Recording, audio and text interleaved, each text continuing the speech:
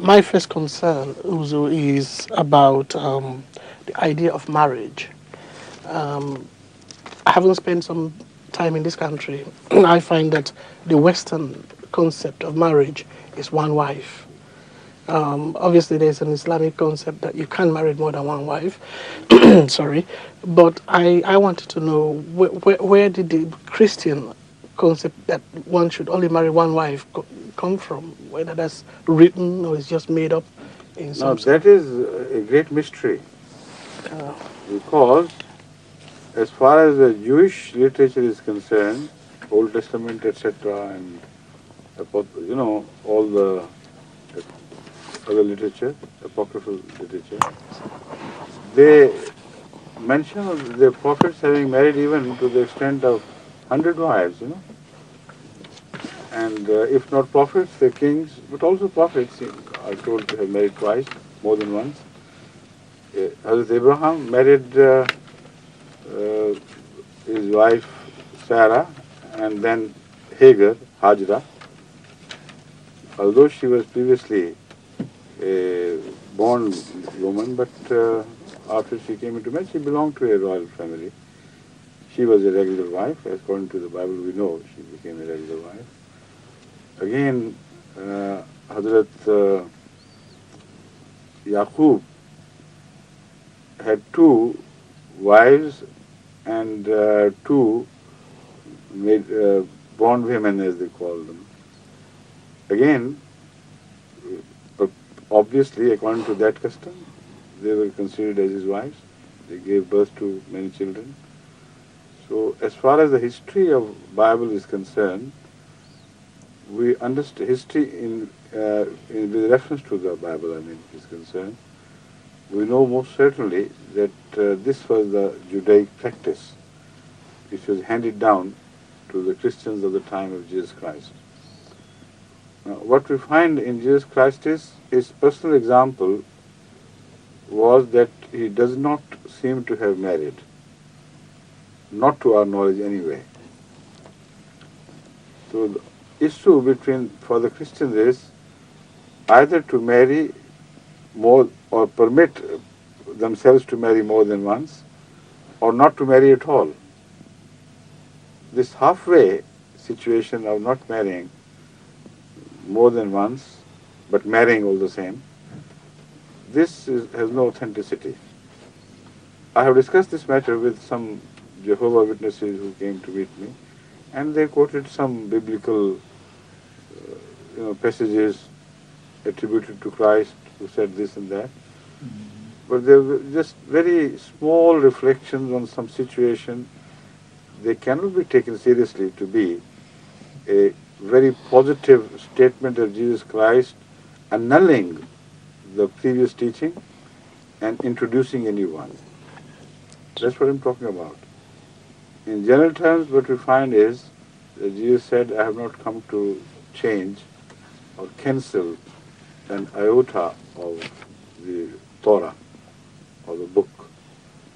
So that means they have no authority to change the Jewish teachings of the Torah, which permitted people to marry more than once. Now, as far as the number 4 is concerned, they should not remain confined to, if they marry more than once, to the limit of 4, because it is the Islamic limit imposed, not the Judaic. So, as far as Jewish religion is concerned, that should be still the religion of Christians. In ordinary life, in do's and do-nots. And it is only St. Paul, he deviated from this tradition. But I'm surprised at the Christians who, knowing full well that St. Paul had never received any instruction from Jesus Christ, while James, the rightful successor of Jesus, and others who were brought up under his instruction, they continuously struggled against Paulian tendency to break away from Judaism. And they remained adamant till the end that we do follow and the law of the Torah, and it is still binding on us. So as far as genuine authority after Jesus Christ is concerned, we can say with full confidence that they believed in the law of Torah to be still operative at that time. So then, in view of what I have said, the options for the Christians are simply twofold. Either to follow Torah and permit themselves to marry even 100 times if they so like. Legally, I mean, not illegally as they're doing.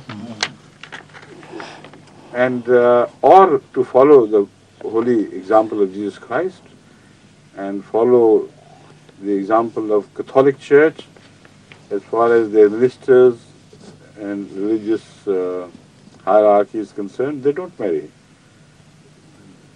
Following the example of Jesus, peace be upon him.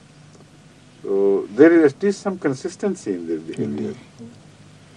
Although this consistency is only in application to religious office holders, the clergy, official clergy. But from that at least we understand that this they believe what a true Christian should be, the ideal Christian should be. So if they do this, all of them, then what would happen? Almost entire America and Europe will be deprived of the second generation Christians forever, and third and fourth, So it is a teaching which, if practiced seriously and in all earnest, would bring the entire Christianity to an end after one generation. So obviously this could not be what God meant, what God did. So I agree with the early Christians. I fully support the view of St. James and others that Christianity was only a continuity of Judaic faith, and Judaic practices should continue to lead the Christian life, day-to-day life. Right? Thank you, sir.